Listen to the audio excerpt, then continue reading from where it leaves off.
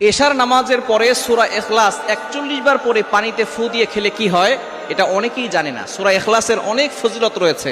পবিত্র কোরআনুল কারীমের ছোট্ট একটি সূরা হচ্ছে সূরা ইখলাস, তবে এর ফজিলত কিন্তু অনেক বেশি। সূরা ইখলাস পারে না এমন কোনো মুসলমান নাই। আমরা ছোট্টবেলায় নামাজ পড়েছি, ইমাম সাহেবের পিছনে নামাজ পড়েছি, ইমাম সাহেব পড়েছেন, এটা শুদ্ধ অনেকের সূরা ইখলাস মুখস্থ আছে। সূরা ইখলাসের ভিতরে অনেক ফজিলত আছে। নবীজি সাল্লাল্লাহু আলাইহি সাল্লাম জানিয়ে দিয়েছেন, যে ব্যক্তি সূরা ইখলাস একবার পড়বে, কোরআন শরীফের 10 পারা পড়লে যে সওয়াব হয়, সেই সওয়াব তার আমলনামায় আল্লাহ তাআলা দিয়ে দিবেন। এবং যে ব্যক্তি 2 বার পড়বে, 3 বার পড়বে, 3 বার পড়লে 30 পারা কোরআন শরীফ পড়ার সওয়াব আল্লাহ তাআলা তার আমলনামায় দিবে। এবং যে ব্যক্তি 10 বার পড়বে, আল্লাহ পাক রব্বুল আলামিন তার জন্য জান্নাতে একটা প্রাসাদ নির্মাণ করে দিবেন। সুতরাং এই সূরা ইখলাসের ফজিলত অনেক বেশি।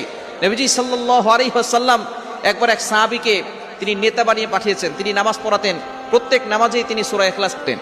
তো সাহাবীরা অভিযোগ করেছেন, ইয়া রাসূলুল্লাহ, ইয়া হাবিবাল্লাহ, সে প্রত্যেক নামাজেই সূরা ইখলাস তার থাকবেই।